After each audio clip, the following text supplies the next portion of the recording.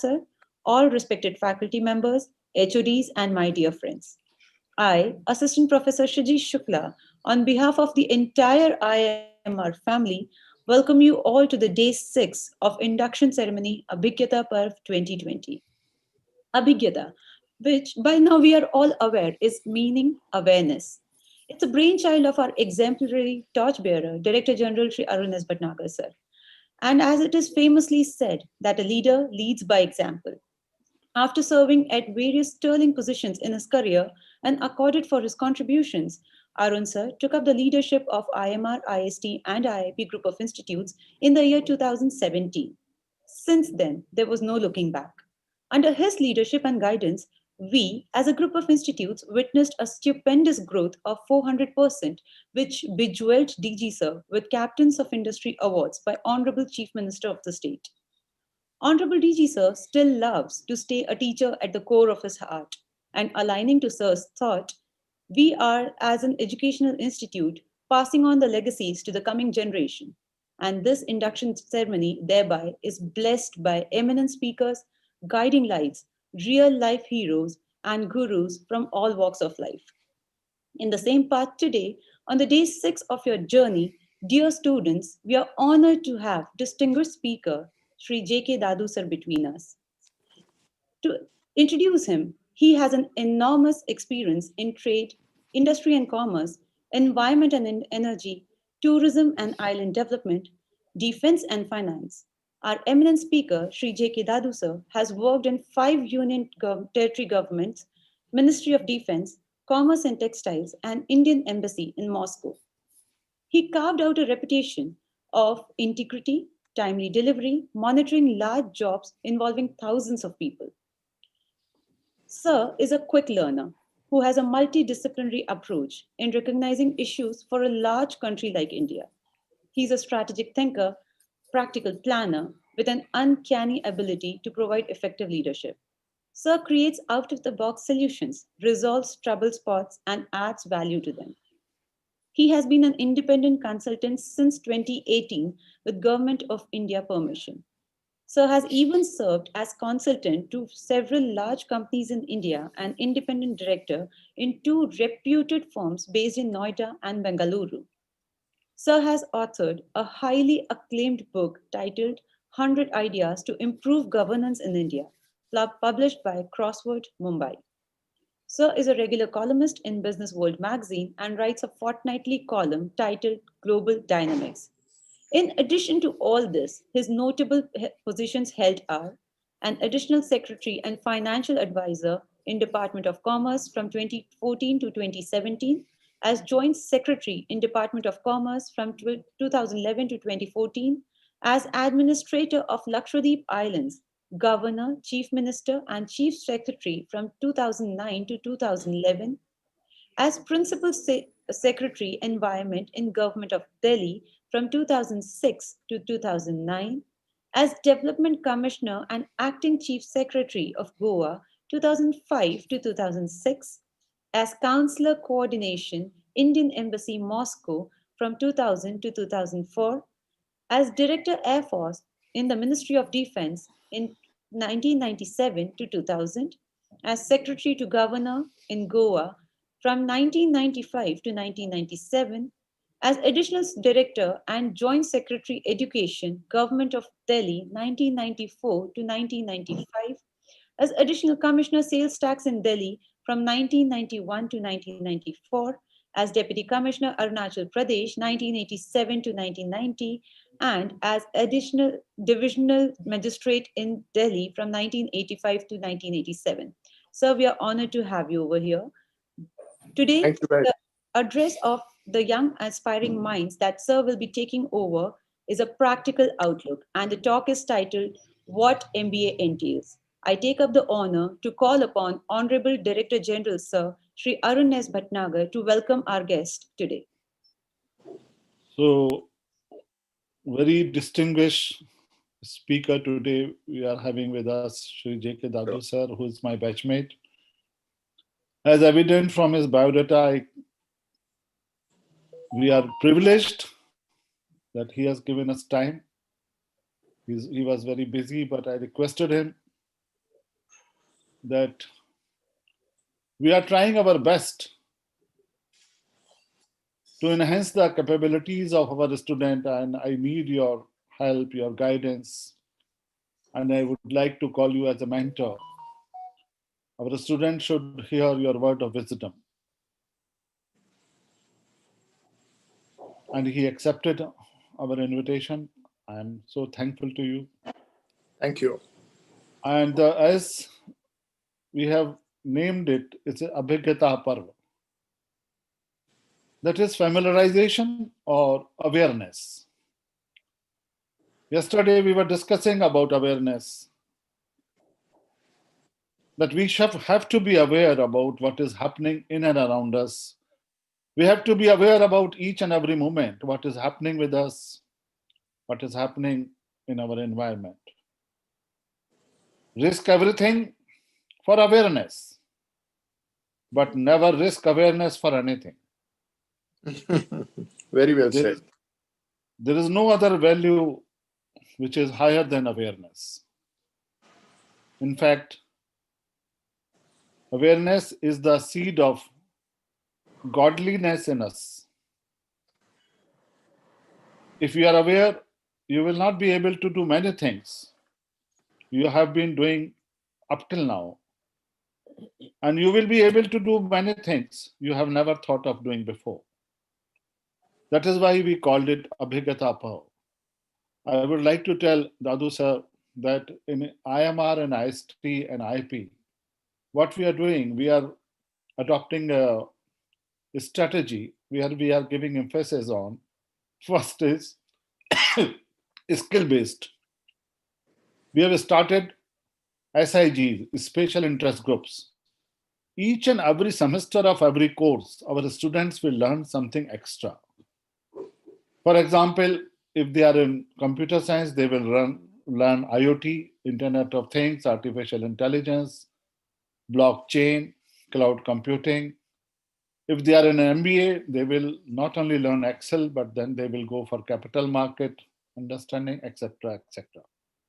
That is applicable in each and every course. So first, our instrument is SIG. Second one, with what we are adopting, is a project-based learning, real-time experience. I would like to share with you, sir, that this year in hackathon organized by our Honorable Prime Minister, our 3 teams reached to the final of hackathon, and 2 teams won the final, and they received 1 lakh check from the Prime Minister. Wonderful, wonderful. And the third effort is that they should get certification from very recognized institutions. So we have a tie-up with Microsoft Academy, Red Hat Academy, etc., where they can get certification, so more feather in their cap. And fourth strategy is holistic development. We have made 23 clubs, and English and mathematics is compulsory for all the students, whether they are from engineering or from pharmacy or from management. They have to study English and mathematics right from the beginning. And in last May, we are arranging sessions how to crack the interview. And we have made 23 clubs where of various sports for various sports activities and extracurricular activities. And also for IAS, those who would like to appear in IAS. We have named it Samagra Samutkarsh. So all the students are linked with all of us on WhatsApp.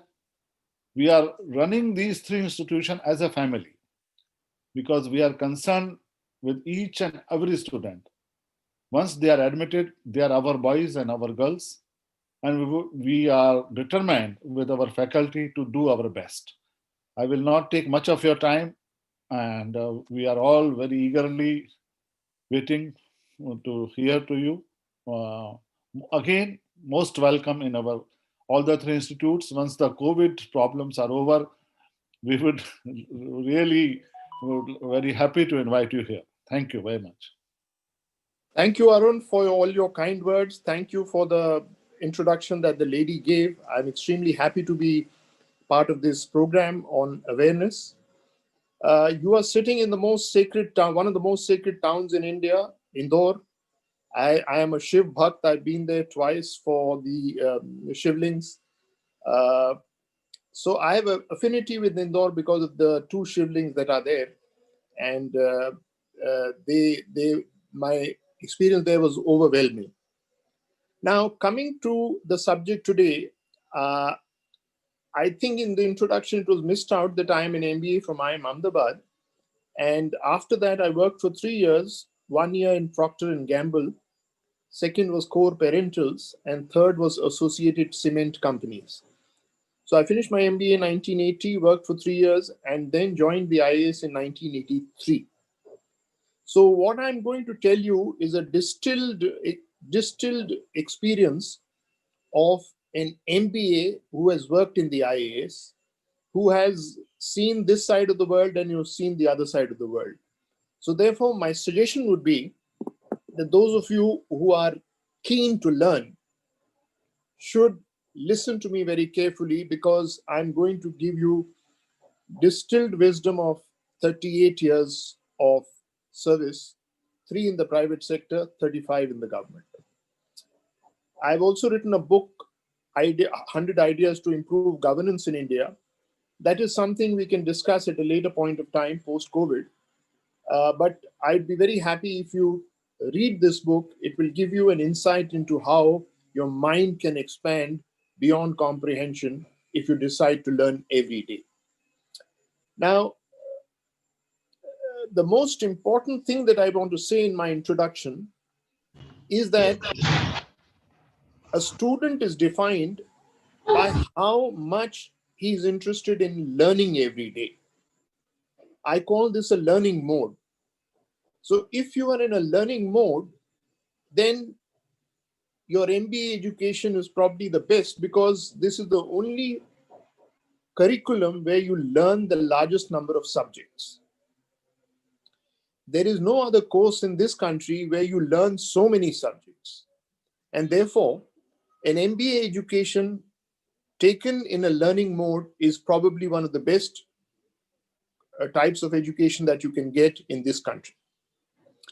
Having said that, it is also important to understand that there is no scope in a learning mode to say, "Mujhe ye nahi aata, I don't know this."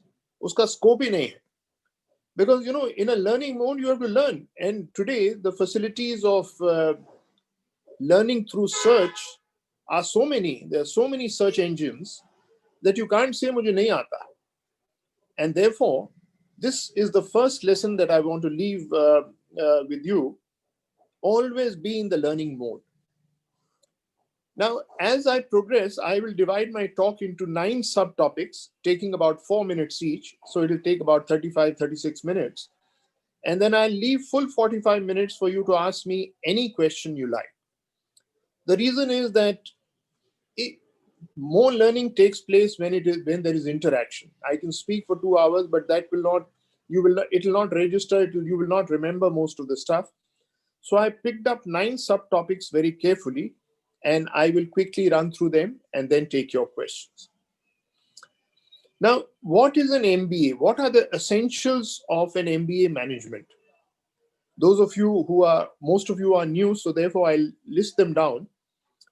In MBA, you learn the rudiments of finance, marketing, personnel, production, computer systems, and government interaction. Now, there is no other course in this country where you can learn all these things together, because if you do any master's program, you will learn only that subject: economics, sociology, psychology, geography, history, commerce. But this is one subject where you learn all these subtopics in great detail, and therefore it's a very comprehensive education. The second thing that I want to mention is about principles of management. Now, when you study in the classroom, the principles of finance, marketing, personnel, production, computer systems, government interaction, all this will be taught to you. So I will not get involved in the technicalities of the principles of management, which you will learn in your classroom. I will tell you what real life teaches you if you juxtapose it with your MBA education. And here I want to leave certain lessons with you so that you can think about it, introspect, and get the maximum mileage out of what I'm going to tell you now. In real life, to my mind, for an MBA student, two things are most important. Number one, you need to observe managers in operation. When a manager is working, mere observation will make you learn lots of things. So, any opportunity you get to observe how a manager is functioning, don't lose it. You don't have to say anything, you just have to observe. Your senses will tell you how he interacts, how he picks up information, how he maneuvers that information, how he utilizes that information, how does he become adept at decision making.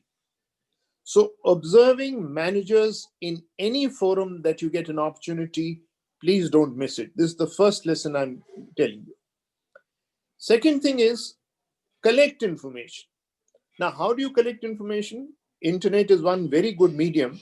But for an MBA student, to my mind, what is most important is to read Economic Times daily. Economic Times is a newspaper which has tremendous value, not only for an economic student, but more for an MBA student. Because the entire what is happening in the private sector and in the government, both are discussed in great detail. You have top class writers writing every day. In fact, the editorial page of Economic Times, I think, is a serious must for all those who want to be in the learning mode every day. I retired 3 years ago. Even today, I read the Economic Times every day and learn and benefit immensely from it. Many of my batchmates write there 2 days ago. Yesterday, Srivatsa Krishna, a good friend from the Commerce Ministry, wrote an excellent article. I have myself written there. Many of my batchmates have written. A few days ago, R.R. Rashmi, our batchmate, had written. Before that, Mr. K.P. Krishnan has written. So several of our batchmates are also writing.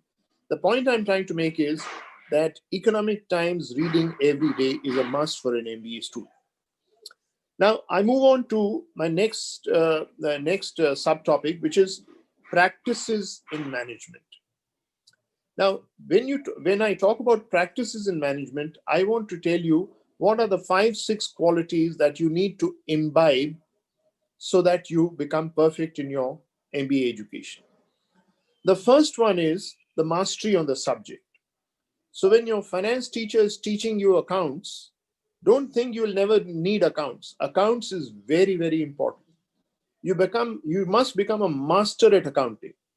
Debit, credit, how to create a balance sheet, how to create a profit and loss statement. These are rudiments of any business student. If somebody says, no, I will not require this, I'll hire an accountant, you are highly mistaken. In a nutshell, what I want to say is you must be an expert in reading a balance sheet. That is called mastery on the subject. Second, any situation that you face in your working career, you must have full facts about it. Generally speaking, it is found that without facts, decision making is done and therefore you go wrong. So the second quality that you must imbibe in yourself is without full facts, don't take decisions. And to get the full facts, you need to work hard, collect all the facts from all sources, and then take a considered decision. Third, very often in the business sector, you will find that people don't worry about competition. They don't think deep through the competitive levels that exist. Now, in the business sector, an MBA student cannot afford to ignore competition. There is severe competition in every sector today. And if you have to succeed, you have to understand the nature of competition, the depth of competition, and then strategize so that you succeed despite the competition, in spite of the competition. Fourth quality is that the product or service that you are involved in must have high quality. India is known to create substandard products and has hit its international image very, very significantly. So we have to devote adequate attention to the quality of the product. Fifth, if you are in a product-based industry, then you must try to find the least cost production process. The least cost production process means that you minimize your costs and maximize your efficiency. This again is a big problem in India. Many countries beat us, like Vietnam, like Bangladesh, for garments, because their cost of production is even less than India. So least cost production process is very, very important in a business environment. And lastly, from the marketing point of view, you must think through all market segments where you can sell your product. For example, if you take the mask, the COVID mask, there are several market segments where you can sell it. So market segmentation is a technique which you learn in marketing, which you need to master. Because if you lose out any market segment, you will lose out a large section of the business. In the mask example that I gave, the hospital and health sector is a very big segment. But please understand, today masks are vital for everyone. So every part of the public also needs masks. So how will you do a proper market segment is an intellectual exercise. If you do this exercise and then spread your marketing efforts accordingly, you'll be able to do comprehensive, deep, intensive marketing. Now I move on further to certain personal attributes. These are qualities in general. There are 4 personal attributes which I think are very important. The most important personal attribute in business are your interpersonal relations. While the government requires interpersonal relations of a different kind, in the private sector, where an MBA works, interpersonal relations can give you huge mileage over a person who's an introvert. Because contacts give you business. So if you have good relations with everyone, you will realize that people look for you for giving you business. So the first important personal attribute in business are how good are your interpersonal relations with everyone. How good can people recall your name and your qualities? The second important, and this is also equally important, I will not rate it, but I will tell you equally important, and this is tact. What happens is that you can say the same thing in a manner which is tactful, which doesn't hurt the person, and yet you are able to convey what you want to say. So tact is a quality which is not taught in any business school, in any classroom. And I think tact is the most important personal attribute for anyone, whether you work in the government or whether you work in the private sector. Most relationships are lost because of tact, lack of tact. Tact, I would urge Arun to find a good psychologist who can teach tact to the students. No business school, including IIM Ahmedabad, teaches tact. And tact is one of the most important qualities that you can develop. Third, courtesy with clients. Now, clients can be very difficult. Clients can be very bothersome. Clients can be very unethical.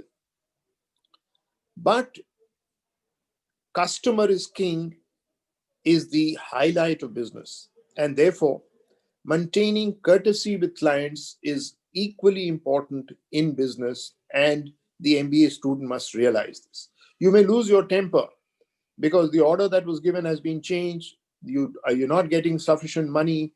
All kinds of problems can be there. But maintaining polite and firm courtesy is very, very important. And lastly, you have to learn to deliver. You can't say that because of this reason, this couldn't happen, this reason, this couldn't happen. Excuses don't work in business. The ability to deliver, no matter what, under all circumstances, the ability to deliver is a quality which distinguishes a star performer from a mediocre one. So these 4 personal attributes to my mind are very important, and I thought I will highlight them. Now I move on to each of the 4 or 5 subtopics which I mentioned right in the beginning and tell you what are the essentials that are required for an MBA student. In the subtopic of finance, to my mind, six subjects are very, very important, which you must master.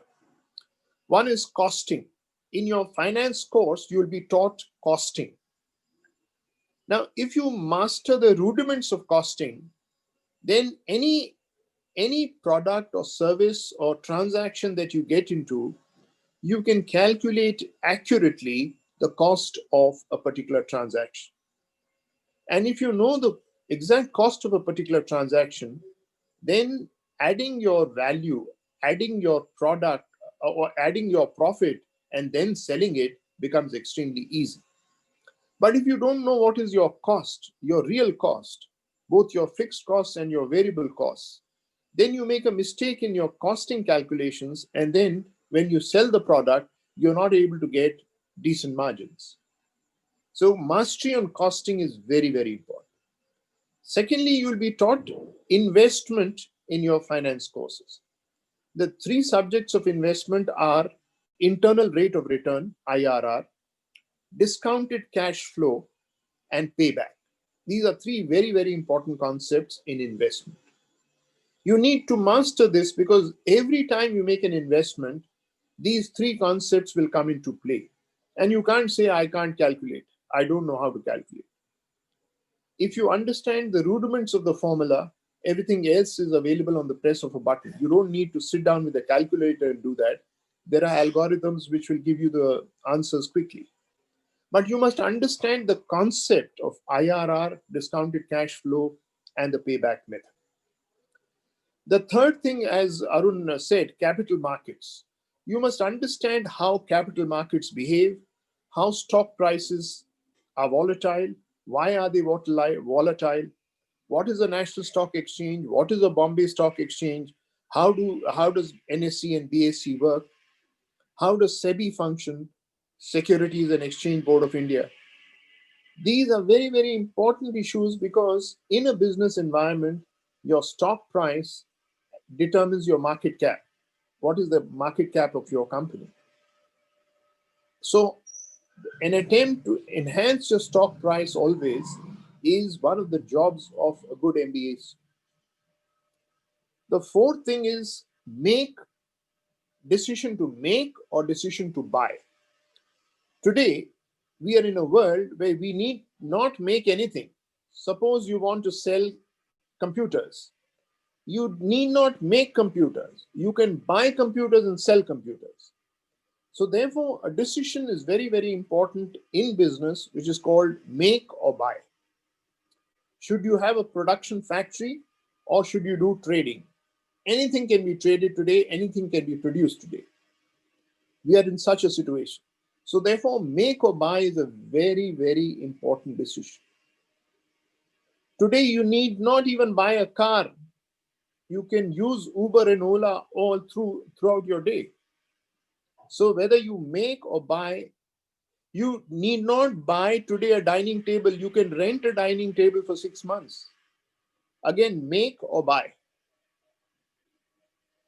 There are several possibilities of make or buy, and I'm emphasizing this because this critical decision is required in any business that you are in. Next, I move on to e-commerce. Should you have a brick and mortar production unit, a production factory, or would you like to sell on e-commerce? This again is a critical decision today.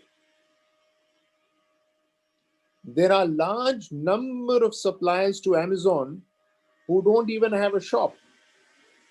They produce and they supply to Amazon. E-commerce is a very, very big business today. So therefore, this decision, whether you need a production factory or whether you want to work on e-commerce, is again a very big critical component of decision making today. And the last point and the most important point that I want to emphasize, which many business managers who have not done an MBA don't know is that you have to work on marginal costing. What is marginal cost? Marginal cost is defined as addition to total cost for selling one more item of your product. So suppose you're making pens. So additional cost of making a pen, let's say, is 1 rupee. And the additional revenue that you get by selling one pen is 1 rupee. If the marginal cost and marginal revenue are same, you can continue to do business without making a loss. But if your marginal cost becomes more than your marginal revenue, then you need to think and stop. Many businesses in India don't realize this. Their marginal cost becomes more than the marginal revenue. They continue to operate and then make huge losses, create non-performing assets. This is a simple technique which I want to repeat. The marginal cost, addition to total cost to produce and sell one more item, should always be less than marginal revenue, that is addition to total revenue, when you produce and sell one more item of your product. This is the underlying principle which tells you when to stop your business, otherwise you will make huge losses. I move on now to the next subtopic of marketing, which is equally important as finance, and many a time there are not enough people who understand the rudiments of marketing. What are the rudiments of marketing? The first is market segmentation. You must be able to segment your market. What are the different segments in which you can sell your product? As I said, if you take mask, then the health sector is one. All students who are attending classes is another. All people, all shopkeepers is another. They need to have a mask because public will come to their shops. All offices is another. Market segmentation allows you to segment the entire market into smaller segments so that you can strategize and reach each segment at least cost. Philip Kotler is a master in market segmentation. You will learn market segmentation in your marketing class, but mastery of segmentation requires an intellectual exercise where you sit and take examples and see how you will segment the market. There are several exercises in Philip Kotler's book, Principles of Marketing, and you can do that. Once you understand market segmentation, the next thing you need to know is how do you widen the market? Suppose you're selling masks and you want to widen the market. How do you widen the market? Government has made masks compulsory. So if you have to widen the market, you have to ensure that you produce a product which allows you either washable masks, which can be washed and reused, or disposable masks. So disposable masks are 10 rupee masks, which you use and you throw away. Washable masks are those which you can continue to use. So you can widen the market if you have both products. Then there is a concept called deepening the market. Now, Horlicks is available only in 200 grams, 500 grams, and 1 kilogram. If I have to deepen the market, then I will create sachets. 2 rupee sachet will allow any student to buy it, will allow any sportsman to buy it, will allow anyone who's having depleted energy to buy it. This is called deepening the market. So a marketeer has to widen the market and he has to deepen the market. These are two crucial techniques of good marketeers or good marketing people. Then you create new markets. For example, if you're not into export market because you don't understand exports and you want to sell abroad, you need to understand how to create a market abroad. What is the demand of your product in different markets? Is it unsatisfied demand? That means, is the demand more than the supply? India is a very big exporter of drugs, medicines and drugs. Why? Because many countries, the demand is much greater than the supply. India exports nearly $40 billion worth of drugs. This is creating new markets. Export potential, what I call export potential. When COVID started, we were importing masks, we were importing ventilators, we were importing everything that was connected with the oxygen levels in our body. Today, in 8 months, we've been able to create enough supply to export all these things. We are exporting ventilators, we are exporting masks, we are exporting every other COVID-related activity.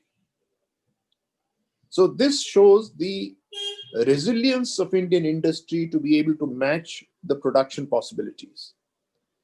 The two other important things that I want to mention to you in marketing are how to create a brand.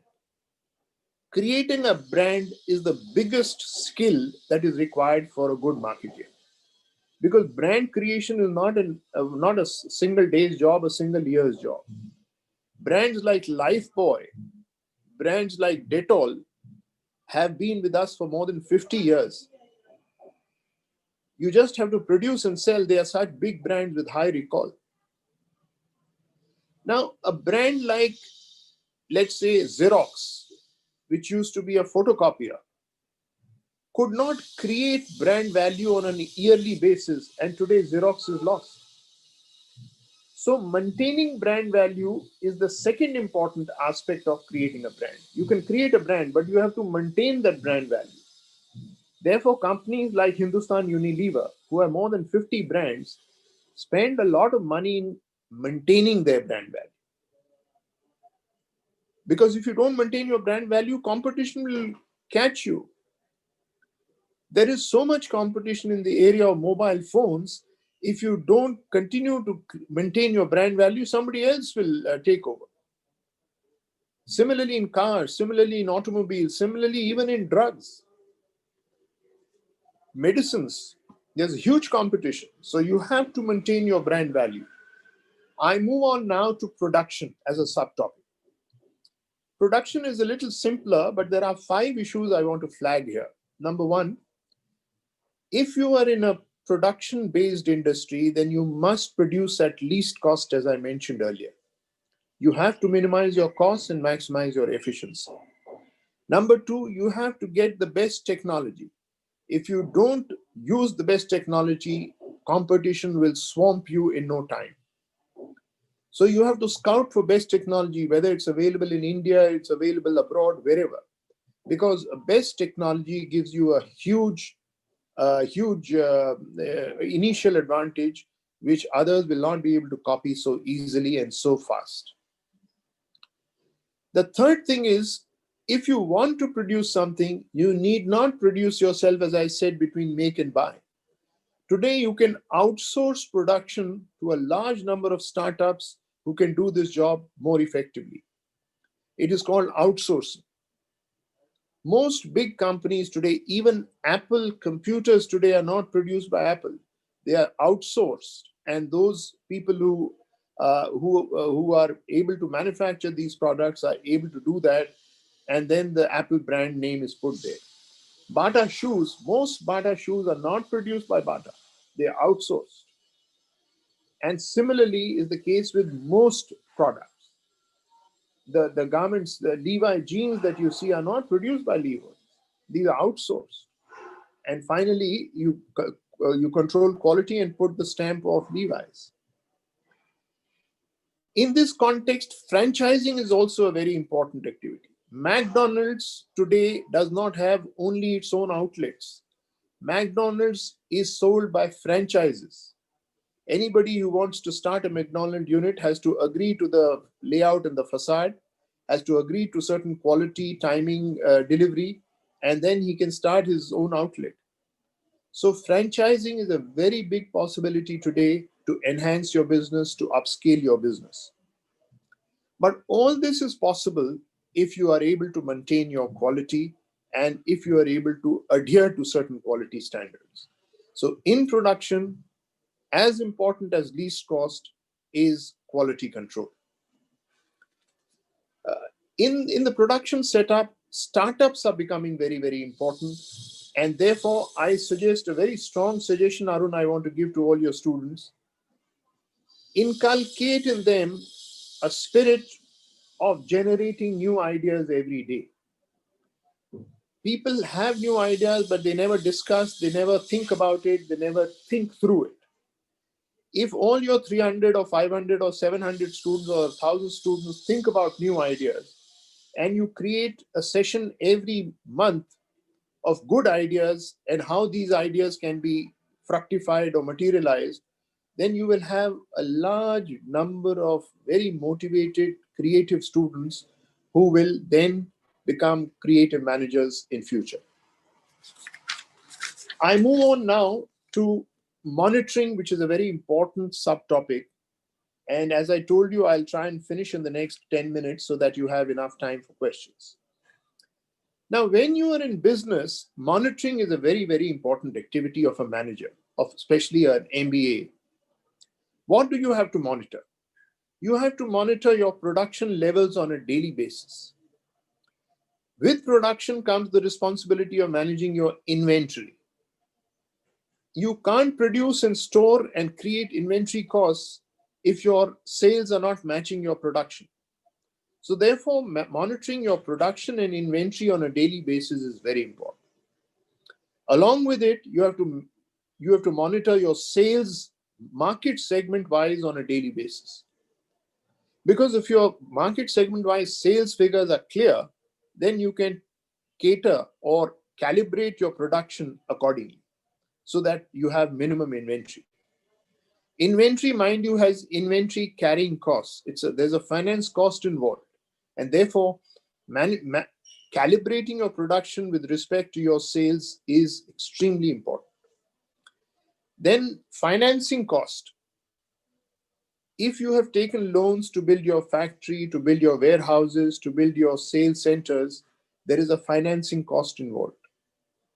And therefore, you have to ensure that the pricing of the product is done in such a way that all your fixed and variable costs are covered so that you're able to make a decent margin. So financing cost is something which both the finance guy has to know and also the marketing guy, because ultimately he will be able to contribute or make a contribution or a value addition or a profit if he is able to cover all his costs. To manage this, Japan has created a new concept which is called just in time. So if you're a supplier and your buyer wants your product on 1st of January, on 10th of January, on 20th of January, and on 30th of January, he doesn't want you to dump all your products on the 1st of January for the whole month. He says, give me just in time that I require.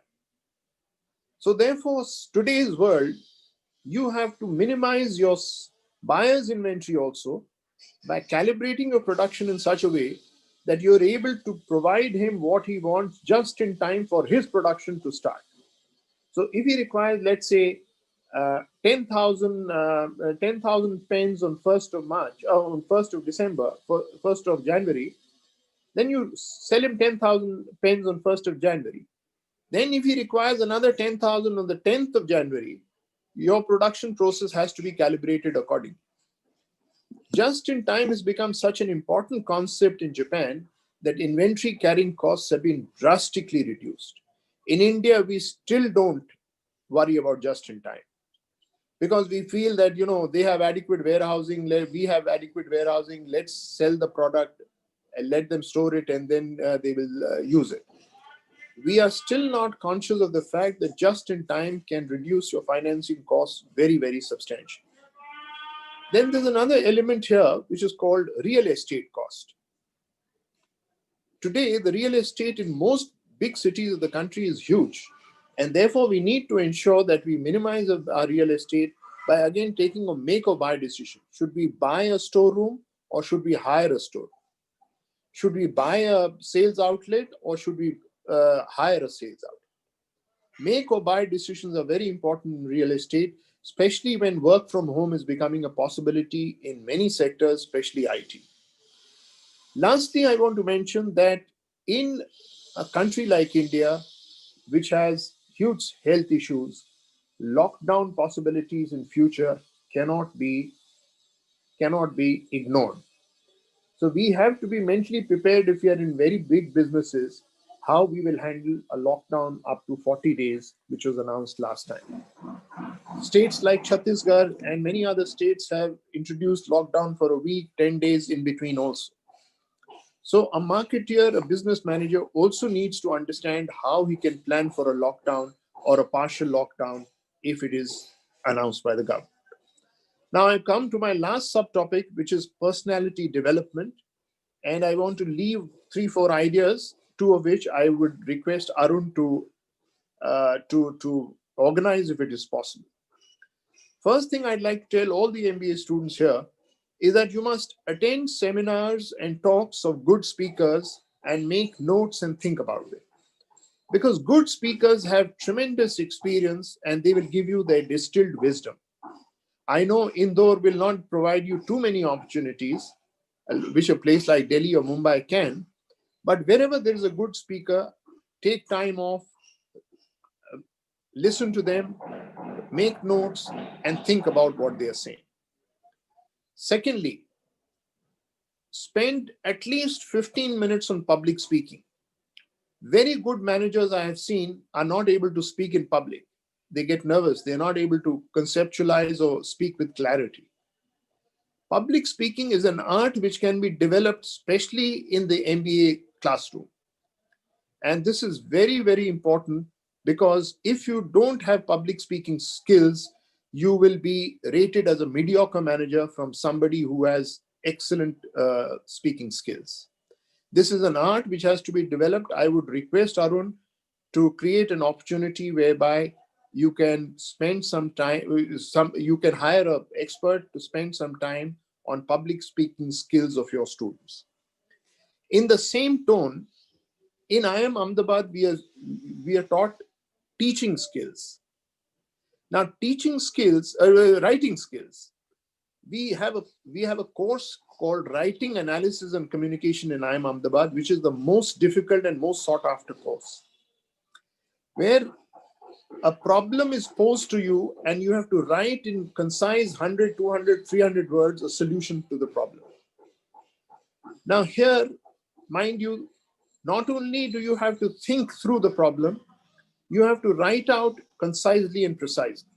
Here again, Arun, I would like you to find out whether you have a writing course in your MBA program. If you don't have it, please study the Writing, Analysis and Communication program of IIM Ahmedabad. Find a good expert and teach writing skills to your students. 15 minutes a day, if you do it for 2 years, you'll become a great writer at the end of it.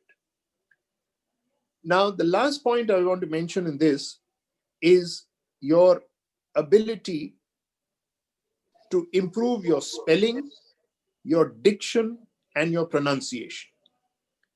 Today, in today's world, a good speaker can be distinguished from a mediocre speaker by 3 things. By the spelling mistakes that he makes in speaking and in writing. Number 2, by his pronunciation. If you pronounce a word incorrectly in an intelligent audience, they will look down on you. Thirdly, your diction. The way you are able to speak. Diction is clarity of thought and clarity of your verbal communication. Written communication and verbal communication, to paraphrase what I have said, is extremely important for an MBA student, and those who master this will go far in life. I think I'll end here, but just by making a small announcement to Arun. I'm designing a 6-month course on public policy for St. Stephen's College, where I studied. This public policy course for 6 months will start most likely from 2nd of April 2021. Any of your students or faculty members who want to join, I think it will be a great course because we will deal with interaction of private sector with the government by having at least 96 top speakers of the country to run this course. I think I'll end here. You have about 40 minutes to ask me any questions you like. Thank you very much.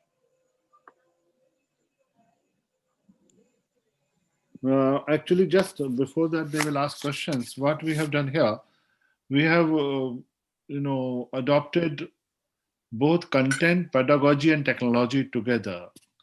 that we should adopt the best practices while teaching. So pedagogy is also important, content is also important, and the technology which they should use, that is also important. Like we are experimenting on this flip classroom technique, and we have a permanent faculty for English and aptitude. We have appointed 4 faculty for this purpose. But as you have very rightly suggested, definitely every month we will have one session on startups where our students can give their ideas, and we have earmarked the funds for that also.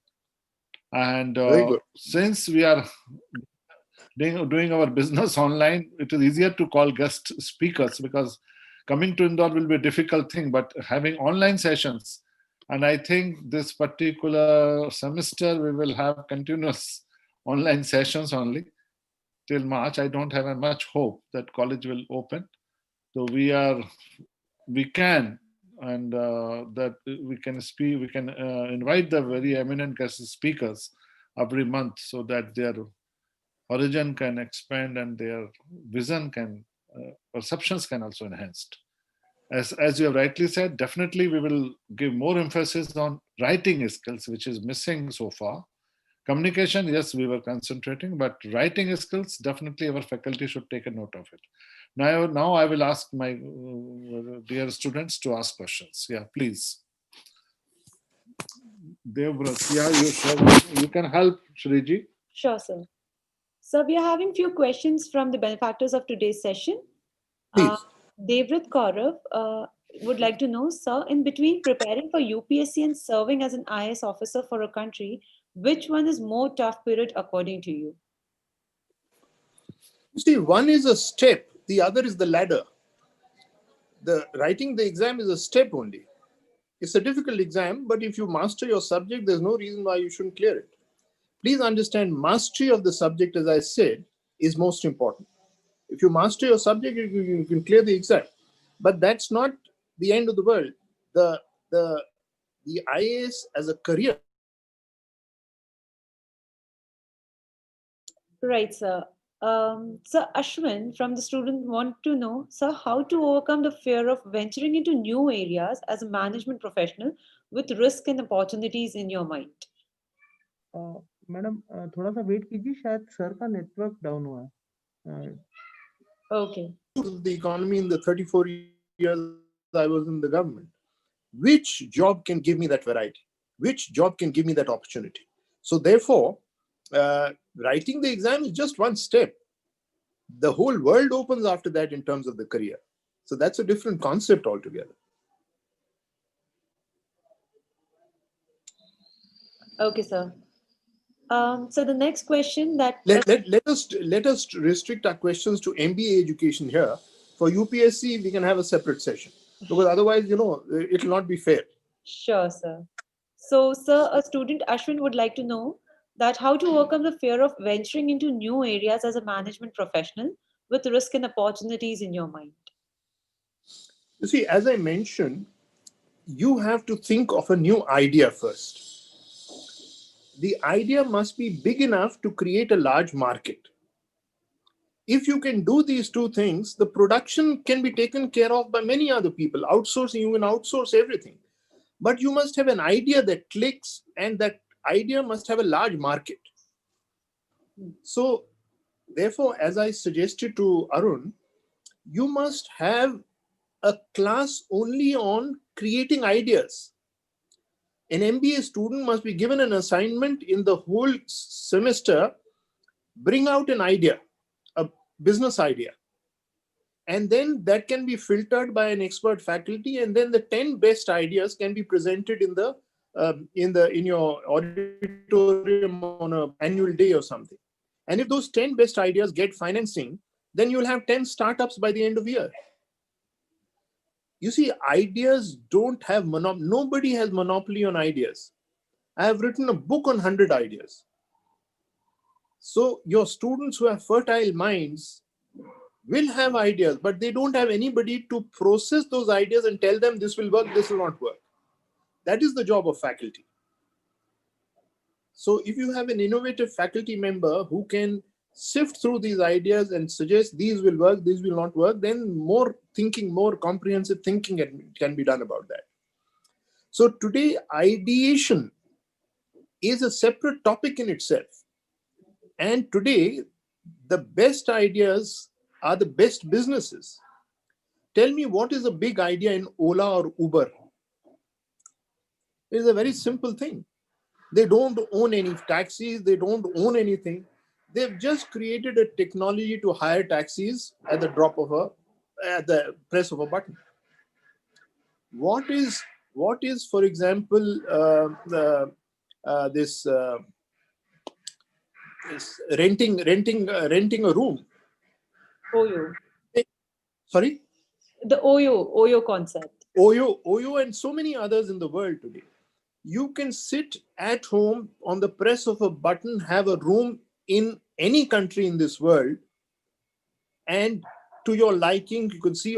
Now, these are ideas. They're not very big ideas, but they are ideas which are marketable to an extent that you can upscale and make huge money. These are the ideas I'm talking about. Your students, if they have fertile ideas, and ideation as a course should be started, so that the best minds think about it. And then even if you have 2 big ideas created every year, your institute will become top class. Today, ideas are at a premium, not anything else. Startups get millions of dollars of funding. There are unicorns. Unicorn means a $1 billion startup. There are startups which in 3 years have become unicorn. $1 billion, which is 7,500 crores. So therefore, I place maximum premium on good ideas, marketable ideas. So next, Ali Kathawala would like to know, startup founders face dozens of obstacles while registering their business and other formalities. The government rules also may sometimes delay the process. How should one handle such situations? This is not factually correct. No startup is required to be registered. If you require funding from the government, then there is a startup window available in the Department of Public Policy and Promotion.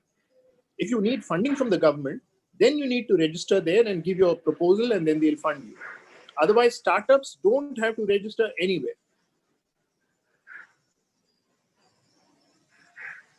So this is misleading. You must go to the Ministry of Industry website for what are the advantages, what are the incentivization given for startups is all mentioned there. And if you qualify, you apply and you'll get it. Today is not 10 years ago where there was red tapeism and corruption and things like that. Today, large number of startups have got money from the government. Right, sir. So as per your instructions, I'm taking questions that are pertinent to your session and basically focusing MBA. Another student. Only MBA, not UPSC, because UPSC, then half the time will go in UPSC. Right, sir. So I'll take questions that are pertinent to MBA only. A student, Vishnu Rajput, would like to know, how should we use emotional attachment to make brand in market? You see, emotional attachment is not the right word. Because emotionally, people, all housewives are emotionally attached to serve, right? Right. But give them a cheaper Nirma, they will shift. The point I'm trying to make is emotional attachment is not important. Value attachment is important. So if they attach value, for example, Titan watch today adds value. So nobody goes to buy an HMT watch today. If you have value attachment, if you create value attachment, you create a brand. And if you create, like for example, Tata was a very big brand when we were growing up. Today, unfortunately, Tata Empire doesn't have the same this thing. Therefore, Tata cars are not sought after. But I remember when I was a child, my father would say, anything of Tata, you go ahead and buy. So we bought Tata fabric, we bought everything of Tata. Today, that kind of a brand for one big industry is not there. You have several brands for several things. So instead of emotional attachment, I would say value attachment. True, sir. So Tanu Bez asks a very interesting question that according to you, which management book should one start reading to become an efficient management professional? You see, the question is not comprehensive because if you want to study marketing, Principles of Marketing by Philip Kotler is the best book on earth. But if you say management, then management is a very big subject. There are excellent books on finance. There are excellent books on technology. There are excellent books on different parts of management which I mentioned. So one book on management, difficult to say. On marketing, Philip Kotler, any day. Right. So there are students who are giving feedback about a wonderful session. There is one question of Mr. Keshav regarding a startup. Can you read that? Keshav Agrawal. Yes, sir. How much an entrepreneur should share about his idea to the potential investor or such people to remain on safe side and to protect this idea from being copy pasted? Because we cannot always copyright or patent each and everything that we think about. Please understand, if you have a marketable idea and you need finance, good investors will be required. Now, if you have documented your idea, and if you feel that your idea is so big that you need to have a patent for it, if you have a process-based idea, you take a patent and then go to the investor. It's not necessary that he will poach on your idea, because if you have documented your idea, poaching is not so easy. And if, as I'm going one step further, if you have an idea which is patentable, if it's a production process and you can patent it, then everything is done. So these are fears of people who are not very sure about themselves. If you're sure about yourself, I don't think poaching is so easy. Right. So, Sriji Dheeraj Kumar Akvanshi is asking about same startups. yes, sir. There are Yes, so many. sir. There's another student, almost about the same. The startup certification from Startup India. Do we have to go for startup certification from Startup India? No. And I'm repeating this again. Startups don't require any registration. Startups require registration only if you want funding from Government of India.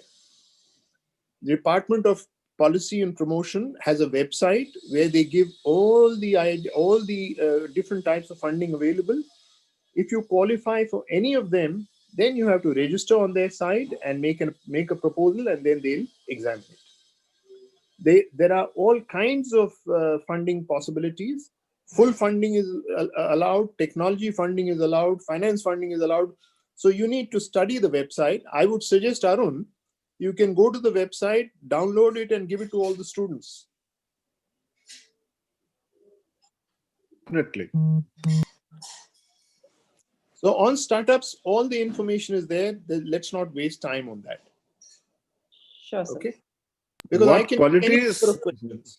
One question is there. What qualities make an MBA candidate strong? Shilpa Tiwari. I mentioned those qualities. I mentioned those qualities right in the beginning. Mastery on the subject, full facts about everything, understanding your competition, quality of your product, least cost production, and involving yourself in all market segments. A good MBA student must have these qualities, along with certain personal attributes, which I said. Number 1, interpersonal relations. Number 2, tact. Number 3, courtesy with clients. And number 4, full emphasis on delivering the product under all circumstances. This is wonderful, a concept of tact. And Tact, Arun, no college in the country teaches. Not even IIM Ahmedabad.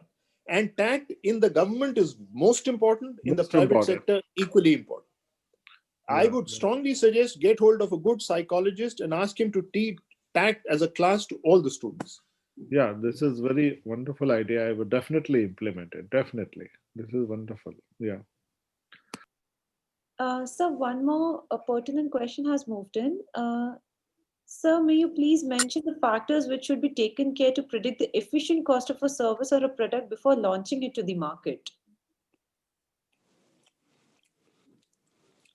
You see, what is efficiency? Efficiency has two connotations. Minimize the cost, maximize the revenue. In costing, they will teach you this. So efficiency comes from minimizing the cost and maximizing the revenue. If you can do both these things, you will create the most efficient product. Now, unfortunately, we either worry about revenue or we worry about cost. We don't worry about two together. A good manager will worry about both the things because both are interlinked.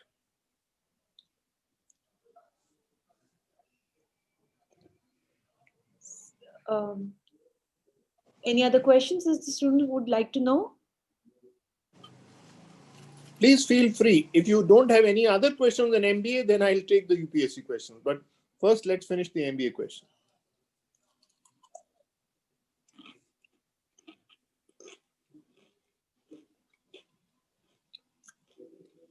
Some students still have small doubts as of if the business doesn't work out well, how easily will I be able to pick myself up and move along to the next level? A kind of the psychological factor that you're talking about. Very, very, very good question. Please understand, Tata's out of 10 ideas that they implement, they fail in 8 ideas. So if the Tatas can fail in 8 ideas, what are you? You have to learn. The idea must be to learn from each failure and then find out why you failed and then you proceed. You see, please understand, business is all about learning from mistakes. No manager in this world can say that I have never made a mistake. I have never failed. If any manager says that, I don't believe. So mistakes are a part of the learning process. Who's perfect in this world? If you don't succeed, you have to think why you didn't succeed, and in the next project, you have to ensure that you don't make those mistakes. I see a lot of questions getting typed, so if you can take one by one, I'll answer them. Sir, Ekta has one very interesting question, which I feel many of the students are facing these days. As a management professional, what difference in orientation do we need to have if we wish to serve a company or we need to start up our own business? Orientation basically is one. When you're serving a company, you don't have to worry about financing. The company finances, you do your job. When you're starting your own, then you have to worry about you have to worry about production, you have to worry about financing, you have to worry about marketing, you have to worry about monitoring, you have to worry about government compliances. So therefore, your task becomes fivefold. If you're serving a company, your task is onefold. Do your task well. The difference between an entrepreneur and a manager is the manager does one task well. The entrepreneur has to worry about everything. So it's a much bigger job, much bigger role. In fact, Arun, I would even suggest if you can run an entrepreneurial course also, where many of these questions that people are asking will get sorted out. There's an Institute of Entrepreneurship Development in Hyderabad. You can ask one of their faculty members to come and deliver a few lectures here. Okay, sure. Shweta Singh would like to know, how could you find out factually verifiable indicators or physical deliverables or output indicators for your product to be developed? No, for your product to be developed, how can you have a verifiable indicator? The question doesn't make sense. Yeah. For your product to be developed, it's all in your head now. How can you have a verifiable indicator? Verifiable indicator is possible if there is a competitive product in the market. Suppose you want to also start an Ola or an Uber. There's enough verifiable indication of the possibilities of business. For example, Ola and Uber have not reached 6,000 towns of India. Uber and Ola are probably in 10 or 15 towns of India. If you want to capture other towns, then that's a huge business possibility. Amazon does not sell to 6,000 towns in India. It sells to probably 2,000 towns. So if you want to start a e-commerce catering to 2-tier and 3-tier towns, you have huge possibilities. point is, verifiable indicator of a competitive product is possible. It is not possible for a product which is still in your head. How do you get a verifiable indicator?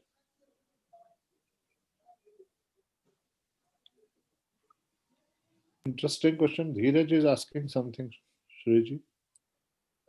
Dheeraj. I saw some 3 other questions typed also. Yeah, I can't read an answer. So if you Could ask you me those suggest- questions, Dheeraj Kumar Yaduvanshi is asking, could you suggest on how to understand our customers? I have almost no production cost. We are planning on a digital business. How should I decide costing plans so as to penetrate into the market and beat the competitions around? he's asking 2 questions at the same time. How to understand the customer. Now, if you have a competitive product in the market, then you know the customer base. You can do a little bit of market research to find out what they want. The need of the customer can only be found out by market research. And then on the costing side, if you minimize your basic costs, your real estate costs, the personnel cost, then you'll work in a digital business. There aren't too many costs, but you have to understand the customer. You have to understand the customer very well. In our country, customers are very volatile. They want once the brand loyalty is very minimal in today's world.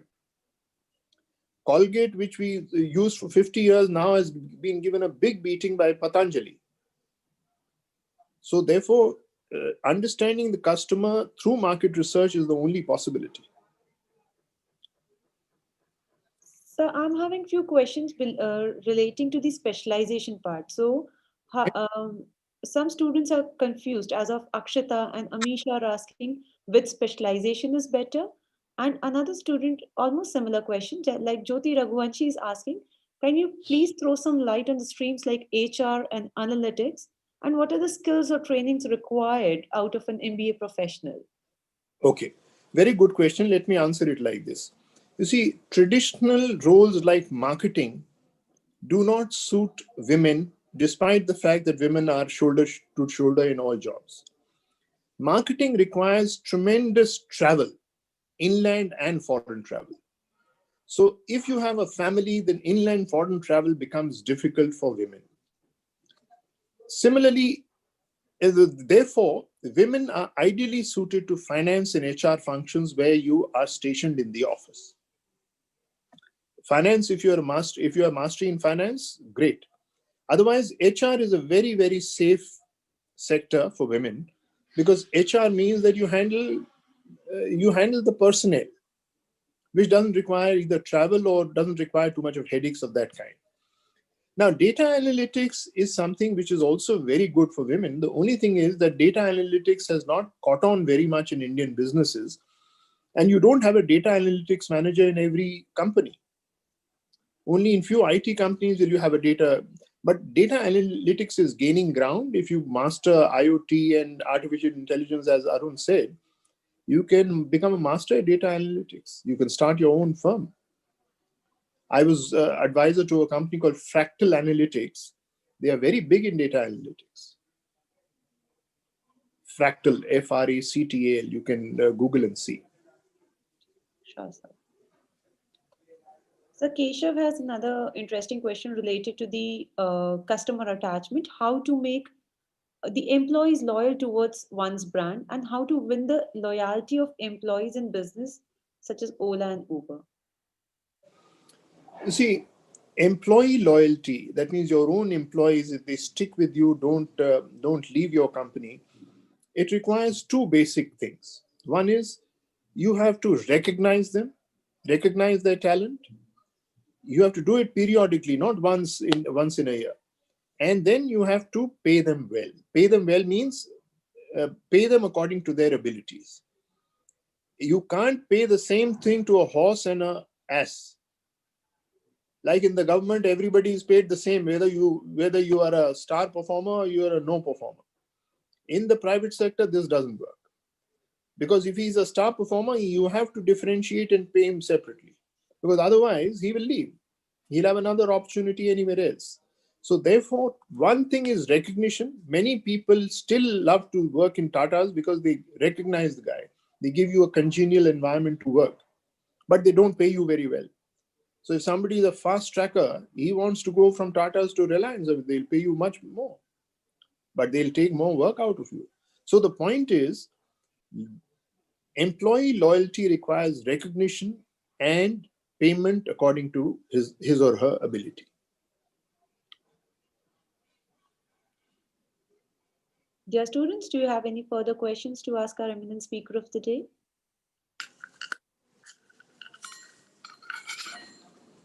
So I guess you have addressed almost all of their doubts and have cleared a big cloud in their head. Okay, we still have 15 minutes. There is one question regarding service, that regarding our services. Devvrat Kaurav. So shall I take up some UPSC questions, IAS UPSC questions? Asking that you are serving 5 years in India as an IAS officer. Yes, sir. Shall I take Just, yeah, sure, why not? Okay, so We are ready to give answer.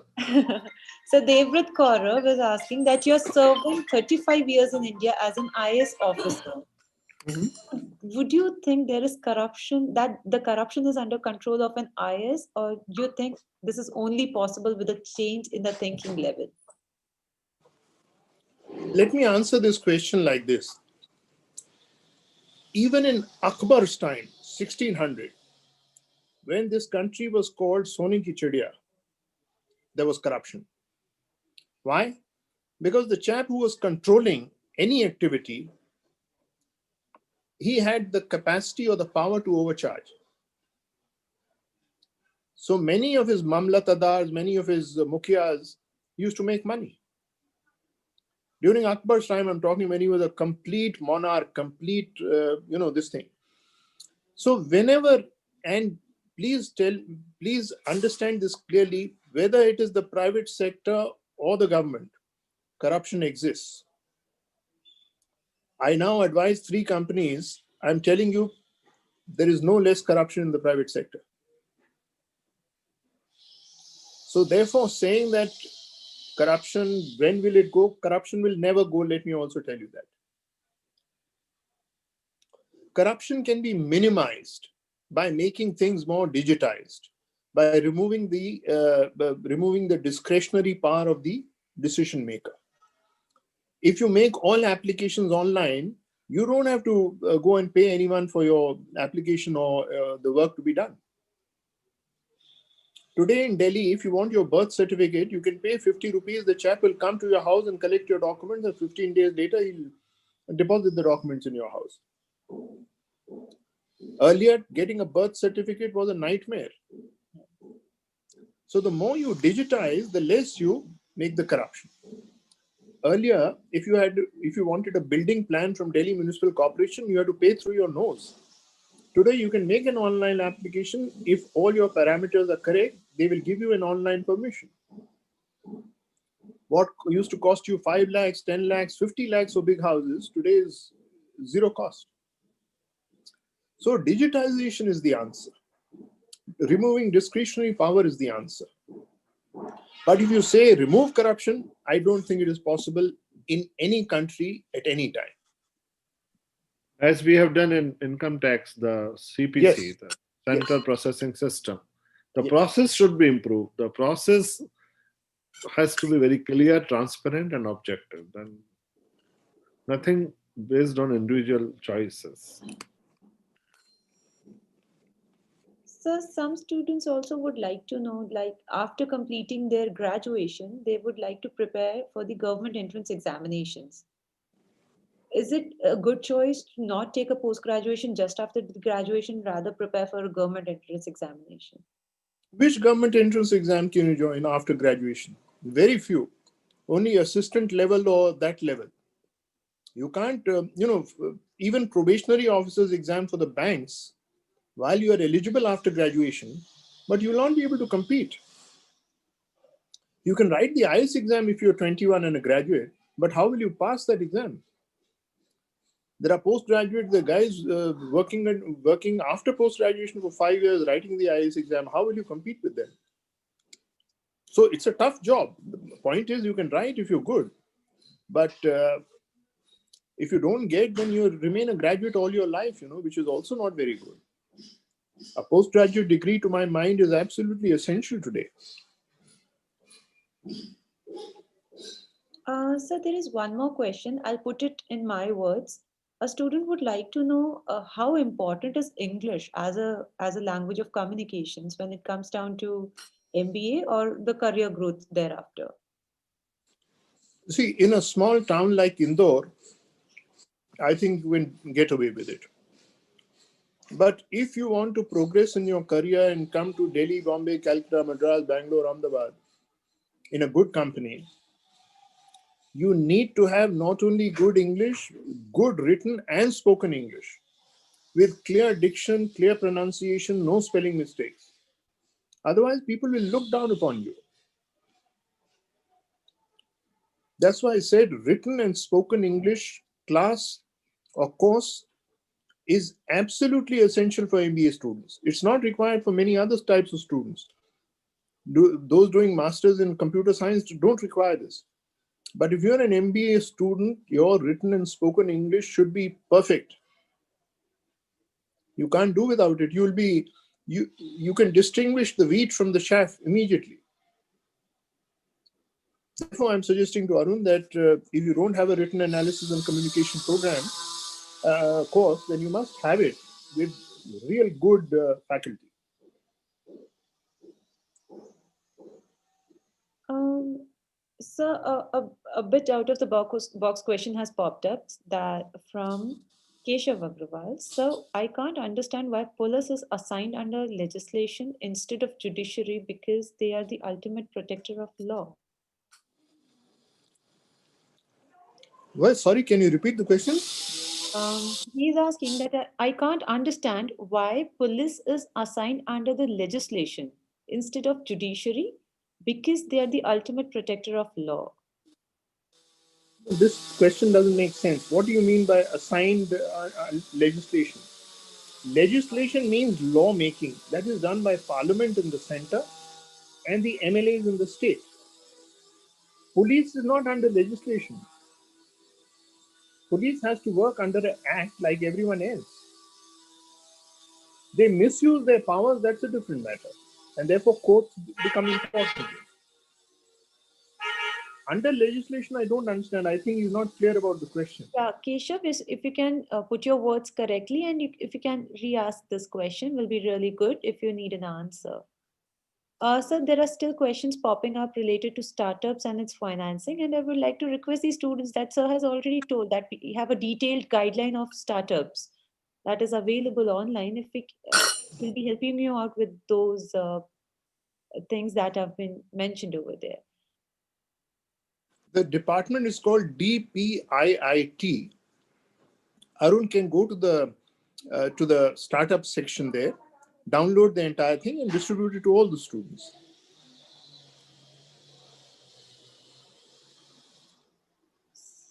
So, Yatharth Shukla is asking at which rank IPS rank is given? Again, lack of awareness. You write in the UPSC exam. In the application form, you write what service do you want? IAS, IPS, IFS, Indian Revenue Service, Indian Railway Service. Depending on your rank, you get the service. So if you are higher up, for IAS, IPS, IRS, IFS, your rank should be among the first 300 or 400. If you're among the first 300 or 400, you will get IPS if you have written IPS. So once you pass the exam, IAS exam and interview, you will get either IAS, IPS, IRS, Indian Railway Service or whatever service if you are among the first 1000. After 1000, you get into Group B services. So whatever service you want, if you have high enough rank, you will get the rank. You'll get the service. Then you join that service for training, 2 years training, and then you come on the job. So IPS rank you'll get the day you become, you pass that exam, IPS. You can write IPS after you pass the IPS exam and they tell you you are now an IPS officer. So, Mikey Gupta would like to know what qualities we need to develop and master to become a good troubleshooting manager with innovative ideas. That's a good question. You see, troubleshooter need to have three qualities. Number one, he should have enough experience to be able to troubleshoot. Because if you don't have experience, how do you troubleshoot? Number two, he should have a very calm mind. Because troubleshooting is required in very volatile situations where there are a lot of difficulties. And thirdly, a troubleshooter has to undergo a lot of difficulties. He should be able to withstand that.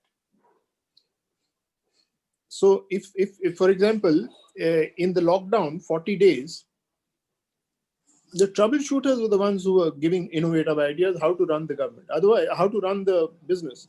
Otherwise, many businesses folded up. For example, theaters, all the theaters were closed for 40 days. All the spas were closed.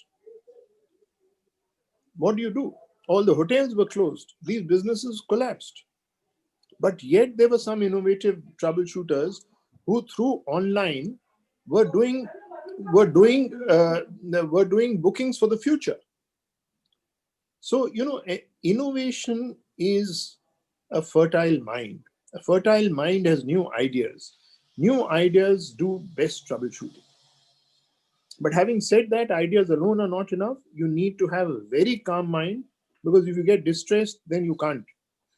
Number two, you have to struggle a lot. In the COVID times, 8-9 months, a lot of businesses have really struggled. And those who have good troubleshooters have succeeded. So troubleshooting means dealing with trouble. Dealing with trouble means you have a calm mind, innovative mind, and also ability to withstand pressure.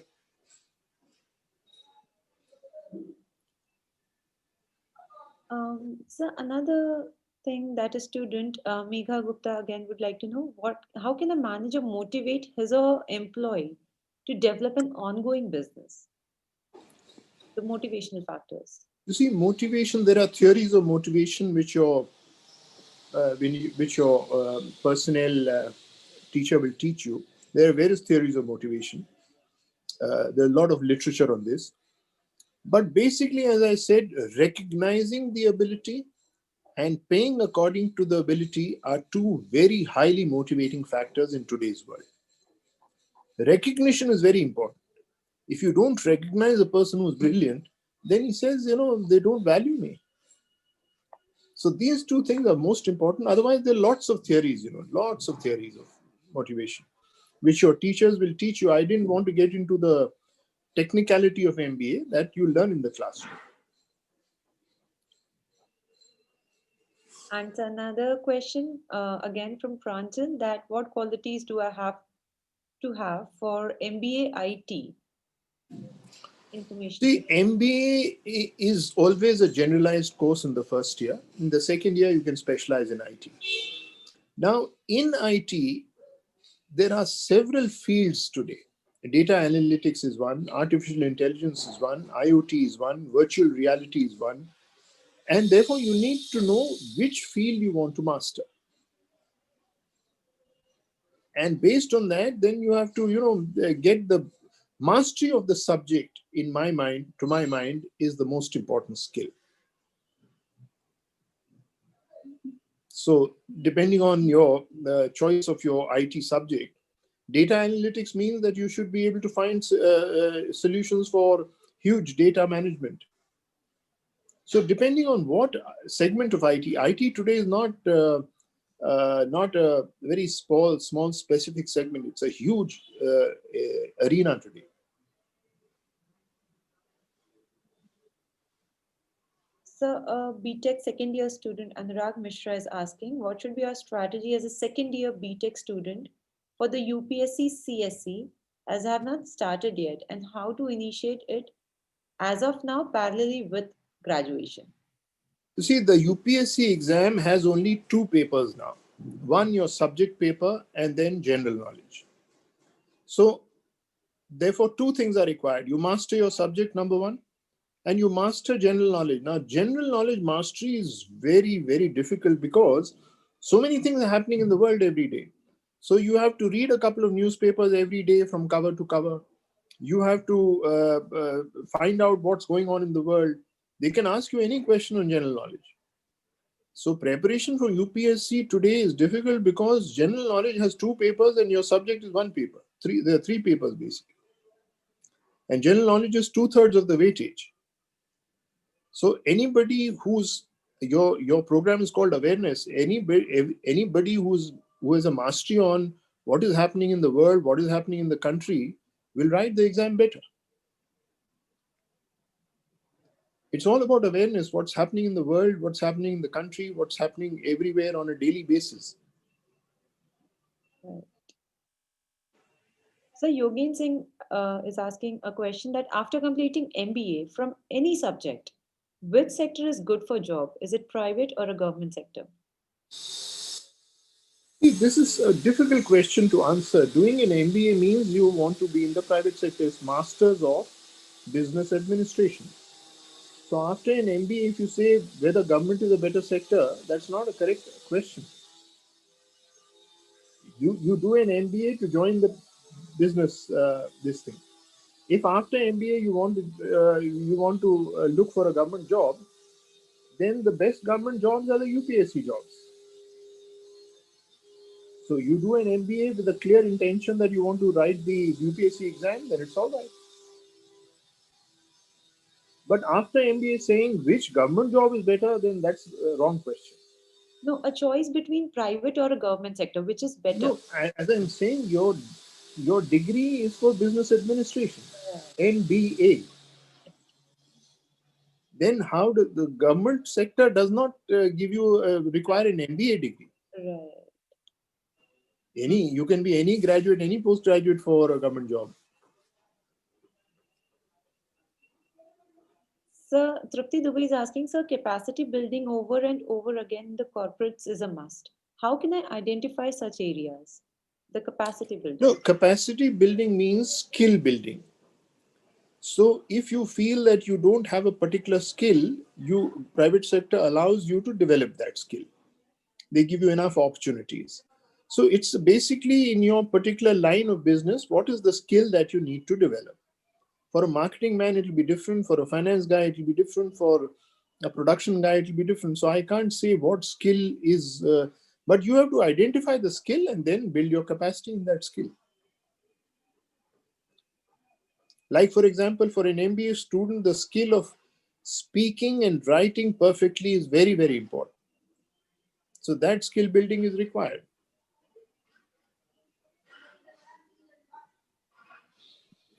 Shriji, I think 1 or 2 questions more. Yes, sir. Time is. Sir, I'll take last 1 or 2 more questions. In the current scenario, how to get a practical knowledge of the industries? Very good question. Arun, since you're getting a lot of speakers, I would suggest you try and get a few practical managers who speak about their roles in their organization, because that is the best way for them to understand what is happening in the private sector. I don't know how many private sector companies are there in Indore, but I'm sure you can get them from Bhopal or even from Delhi or online. Senior managers from different companies can speak to the students. That would be very useful. We have invited Dr. Vivek Mansingh, who was country head of Dell and Cisco. Very good. He addressed the students. And Very it was a very interactive session. And he has given beautiful concepts. And it was a very. So Keshav has an interesting question as to how to learn from daily life, because you don't have crisis in daily life. Crisis management in the private sector means difficult tasks you have to perform. And for that, you have to get a certain amount of, as I mentioned, you have to be innovative. You have to have a very calm mind, and you should be able to withstand a lot of difficulties, because crisis handling is not easy. It requires a certain level of efficiency, certain level of in the government we call it disaster management. We have floods and earthquakes and all kinds of natural calamities. How to handle that? We have a separate department called disaster management. Now, you can't have a separate department like that in the private sector. So private sector, you have to develop the abilities of being innovative, finding solutions to difficult problems, keeping a calm mind. Whatever is the upheaval going on, you are able to keep concentrate on your objective, and then be able to withstand a lot of difficulties that will come in your personal life as a result. Crisis handling means you have to be away from home for several days. You can't look after your family. There are financing issues, there are health issues, there are food issues. So, all that requires a different bent of mind altogether. Crisis management, unfortunately, can't be taught in an MBA class. It's a difficult thing. Mhm. Yes, sir. So, okay. So another good question has moved in that you have worked in Moscow. Which change would you think is taking an Indian government from foreign developed countries in agriculture sector? See, agriculture, Moscow is not a very famous country. Israel is famous for its very efficient systems of management of agriculture. And we are cooperating with them. We are taking the expertise in lots of areas for masterminding agricultural development. I think I'll have to stop here. I have some visitor, unless there's any other thing. No more questions. Thank you so much, sir. It was a very informative and bullseye session to how to make MBA as a launchpad for a focused and successful career for the students. I would like to call upon the benefactors of the session only to propose a vote of thanks. First, I would like to call upon Ms. Paricharcha to express her words of gratitude. Hello, sir. Am I audible? Yeah. Good morning, Honorable Shri J.K. Dadoo, sir, Honorable DG, sir, respected Principal Ma'am, HODs, faculty members, and all the participants. I, Paricharcha, on behalf of IIMR family, take this opportunity to propose vote of thanks. I thank Speaker of today, Shri Sir, there's some disturbance in our background. Would like to call the next student who would like to express her. Am I audible? Can I have Harshita Tamhane? Yes, ma'am. Yes, dear. Honorable Speaker of the Day, Shri J.K. Dadoo sir, Honorable DG sir, respected Principal ma'am, faculty members, and all the participants. I am Harshita Tamhane. It's my privilege to have been asked to propose a vote of thanks on this occasion. I, on the behalf of MBA first semester students, wish to express our deep sense of appreciation for Shri J.K. Dadoo sir, who honored this session with his inspirational thoughts. Sir, this session gave us a lot of knowledge, and this is our good fortune that we have to listen to your great thoughts about the entailment of MBA education. Today, we have definitely learned a lot from this session. Thank you so much, sir, for sharing your valuable time and thoughts. I must extend our deep sense of appreciation to Principal Ma'am and faculty members for organizing this wonderful and knowledgeable event. Thank you so much. Thank you. Thank you very much. We have one more student, sir, Ms. Mahima Mahajan. Mahima, please unmute yourself.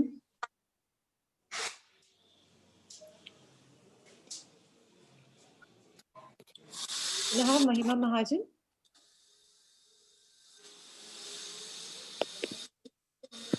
Sir, I guess there is some issue on the audio part on the student's end. On her behalf, I would like to express my gratitude, sir, for your immense knowledge that you have shared with the MBA students today.